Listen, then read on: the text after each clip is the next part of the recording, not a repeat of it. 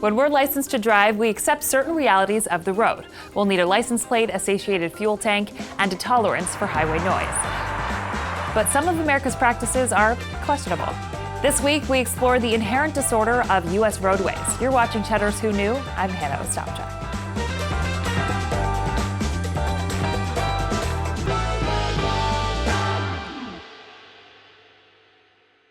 Lay out a set of license plates from various states and the arrangement will look kind of like a patchwork quilt. That's because in the U.S., plates are standardized locally, not nationally. Cheddar's Lisa No explains why this can pose some real problems. As of 2020, there were some 270 million registered vehicles in the United States, each one adorned with a mandatory license plate, or two. And while plates appear standardized within states, when you zoom out to the whole country, the system gets, well, downright chaotic. These are just a few of the wildly different plates drivers can get in California, New Mexico, South Carolina, Arizona, the list goes on and on. And in some places, you can put whatever message you want on them. Now, let's compare them to their European counterparts. Plates vary by country, yet they look similar.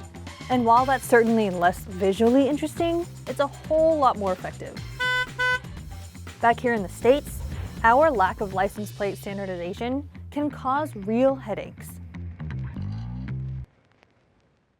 American license plates have always been a mess, and that's because from the beginning, each state passed its own rules regarding vehicle registration. In the early days of the automobile, speeders and reckless drivers were causing havoc on city streets. So on April 25, 1901, New York Governor Benjamin Odell Jr. passed a law requiring vehicle owners to register their cars. Every vehicle had to bear the owner's initials on the back. But there was one catch. It wasn't New York State that issued the plates. Instead, owners were expected to create their own, like this one and this other one. And there was another problem. Too many people had the same initials. So in 1903, Massachusetts issued the country's first state-issued license plate to this man. And each tag after that was assigned a number unique to each vehicle. And by 1918, virtually every state had adopted some form of a license plate.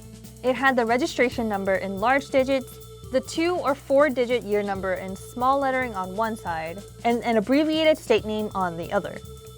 But in 1931, Pennsylvania ruined this nascent standardization by introducing these, the first vanity plates. These tags were born out of the car owner's desires to add a personal touch to their registration plates. So this is a pretty niche subject. Luckily, I'm Ethan Kraft, and I tell you everything you need to know about license plates. I mean, his TikTok content speaks for itself. Ayo, collector check. I've been collecting license plates for my entire life. There are license plates for Dr. Pepper, Dolly Parton, cheeseburgers, watermelon, potatoes. The only real constant for US license plates is the size. Since 1956, all license plates in the US and Canada as well, and Mexico, have been 6 inches tall and 12 inches wide. Because before that, just like, with the design and the numbering systems, every state could kind of make their own license plate in whatever dimensions they wanted, which was just a nightmare for mostly automakers. In most states, the letters and numbers are usually sequential. So one license plate could have a combination that starts with AAA001, and the next plate would show AAA002, so on and so forth. But it's not that way in every state. Delaware, Oregon, a couple others issue them just randomly and recycle old registrations whenever they're kicked back to the DMV. Then there are vanity plates, which add a whole nother dimension to license plate customization. Most states say nothing offensive or vulgar or in poor taste. Generally, if you think, if you couldn't say it in front of a child, it's probably not allowed on a license plate. And of course, state by state restrictions are different.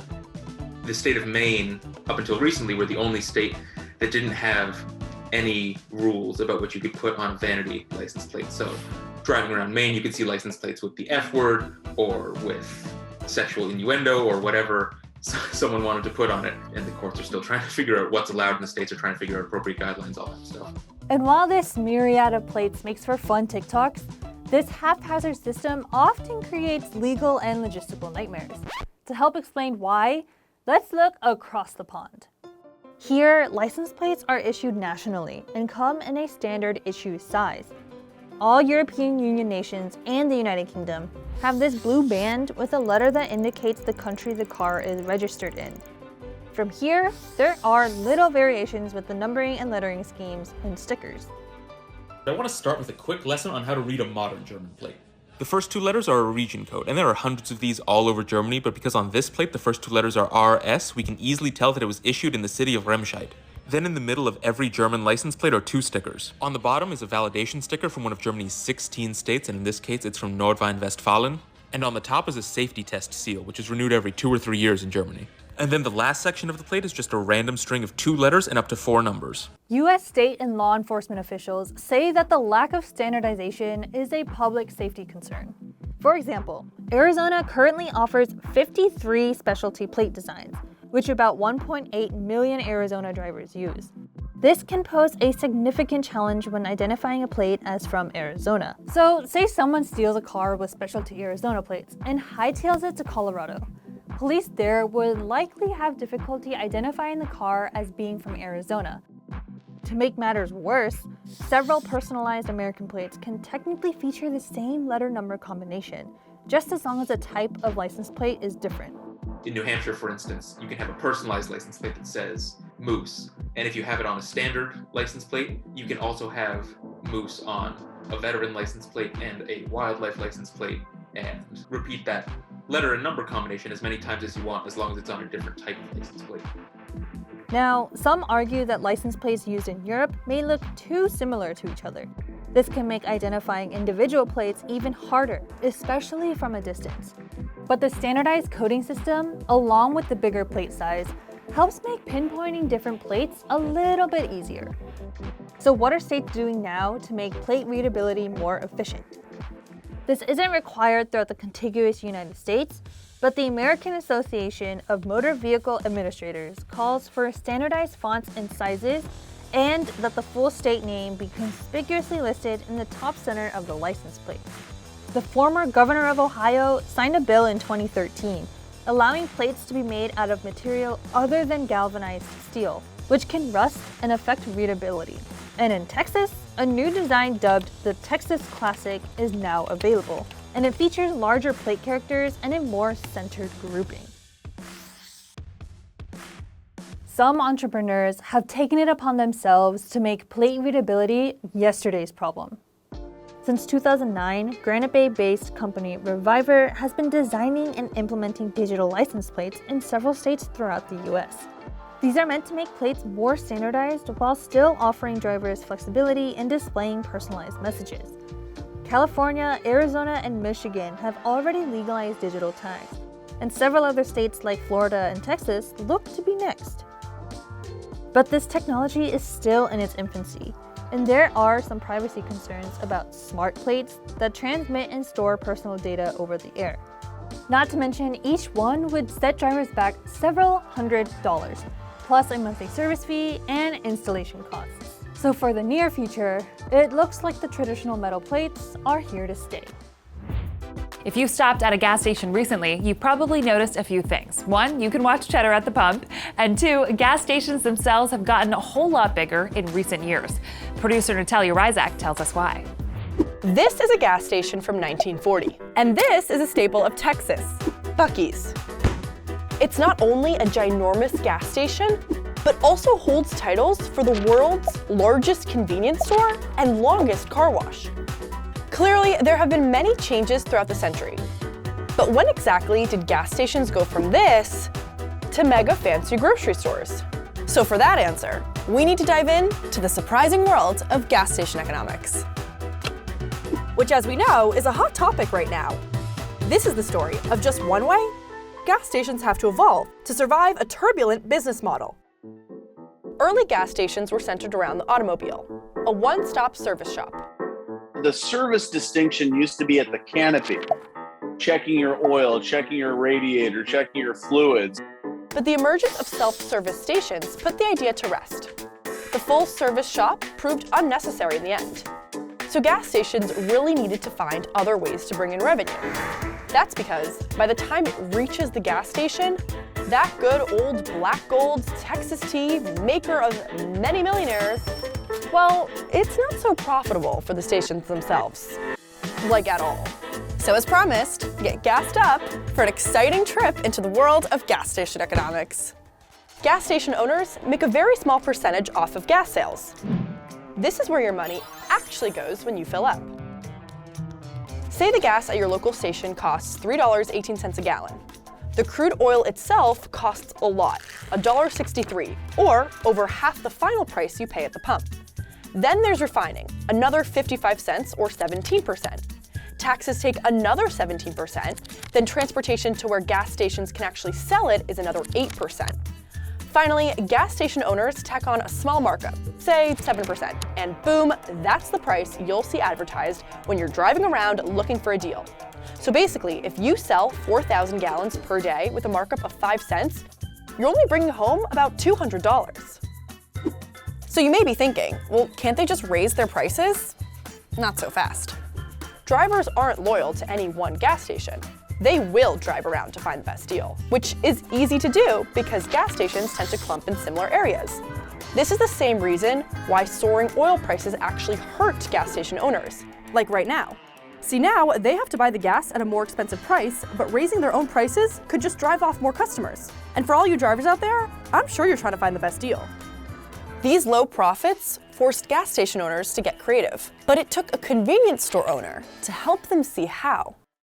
This is John Roscoe, who, in 1964, had a pretty radical idea for the times, adding self-service gas to his convenience store. I know it sounds totally normal now, but trust me, back then, this was a revelation, and for somewhat good reason. That's because self-fueling originally was prohibited due to potential fire hazard concerns. But in his 2,400 square foot building, Roscoe decided to give it a try. Now, instead of popping into the convenience store to grab kitchen staples like milk, soda, and bread, customers could tick up filling up the gas tank off their to-do list as well. It took a few years for Americans to embrace the idea. Getting gas from the same place that you get your milk and eggs? Preposterous. In fact, it took Wawa, which today is one of the largest sellers of fuel in the country, 2 attempts to incorporate selling gas at their convenience stores. But soon, as any contemporary road trip fan knows, the idea took hold. The American public quickly came to expect the two together, but it took the convenience stores that added gas stations a little while to find their stride selling non-gas items.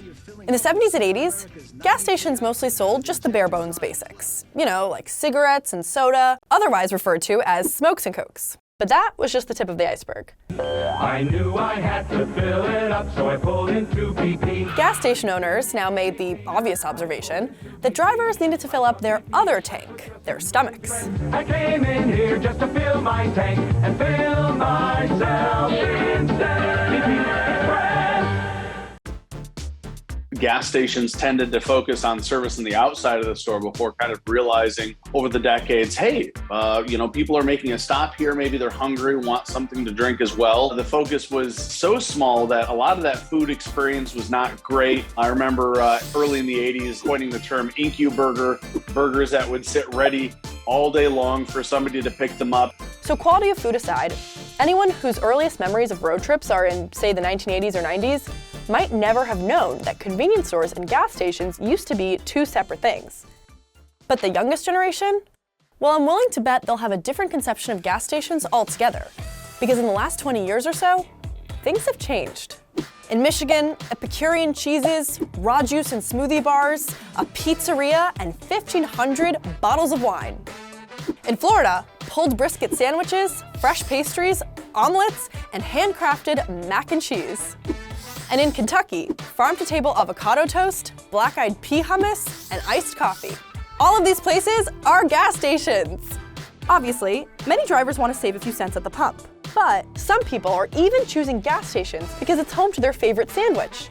Oftentimes, you'll get somebody that'll go for food once a week. So you're really able to build some sales there. The other key thing when you have food, particularly if you have unique food, there is no competition. Let's break down the modern gas station economics. Gas stations today make most of their money from inside the store. 44% of gas station customers go inside, and among them, a third purchases treats. And with certain items having gross profit margins of 50% or more, they often make up 70% of the station's profits. A lot of this is thanks to younger Americans, who are more loyal to convenience stores. These younger Americans tend to purchase food there more often than their older counterparts.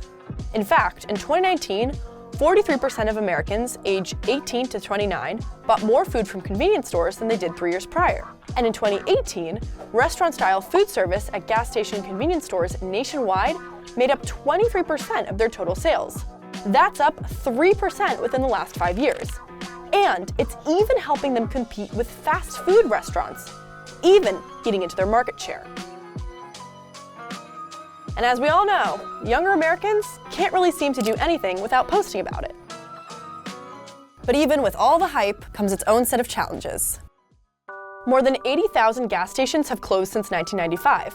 And with the COVID-19 pandemic eliminating daily commutes for millions, the rise of natural gas and increase in electric vehicles, the future of gas stations remains in jeopardy. And that's why experts say stations need to diversify. Because those who will succeed are the ones who are thinking outside the box, know their demographics, and can lure people back, either with a range of selections or loyalty programs. And clearly, there's no shortage of creativity. My snackle now. So who knows? Maybe the next radical idea is just around the corner. Once you're back on the highway, you may see these walls. Highway barriers are designed to block highway sound from reaching neighborhoods beyond. The problem, though, these walls can actually make traffic noise louder. Here's how. This is a highway noise barrier. You've probably seen one before. These 14-foot concrete or metal walls are designed to reduce traffic noise for nearby residences and businesses. As of 2016, there were over 3,000 miles of them in the US. But they aren't cheap. Construction costs about $2 million per mile. With that high price tag, they better be effective. However, research shows they might not be, and have even been shown to make noise louder. Here's how. Depending on the distance to the road, levels of traffic noise can reach 70 to 80 decibels at a distance of 50 feet. This is relatively equal to a vacuum cleaner. Imagine having to listen to a vacuum cleaner all day long. And the biggest contributor to this noise pollution is car tires. Every time a tire rotates, the patch that adheres to the pavement sticks to it, then has to peel off. It sticks and peels and sticks and peels. And that peeling is the noise you hear. In the 1920s and 30s, car tires were narrow and relatively quiet. But as roadways expanded in the 1940s, cars got larger and more powerful. And with the greater surface area of rubber sticking and peeling to the road, traffic grew louder. This was a particular problem here, Hollywood. Movie studios, concert venues, and neighborhoods were overwhelmed with sound. So in 1968, California installed the country's first noise barrier along Interstate 680 near Milpitas. And in 1972, the U.S. Environmental Protection Agency passed the Noise Control Act. From then on, concrete reflective barriers began to appear along highways across the country, but only in areas that met a criteria. When the people do an assessment of a project to determine if barriers should be built, they have a threshold for how many residents will be impacted and an allowance factor for each of those residences, so that when they then assess how many residences and what the total would be, if that number is greater than the cost of barrier, then they will build the barrier. But even if your neighborhood meets those criteria, you might not want a wall. Recent studies suggest noise barriers only benefit a few people. That is, the residents directly behind them. But for any years just past this area, noise reduction is nearly negligible. And according to an investigation by the online publication Undark, residents may actually notice an increase in noise depending on their distance to the wall.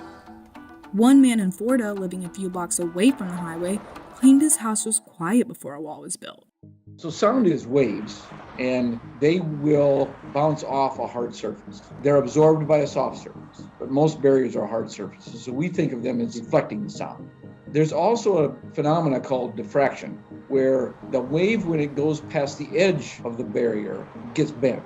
Those diffracted waves don't affect something close behind the barrier, but they find their way to the distant receivers pretty easily, and so you don't even notice the difference.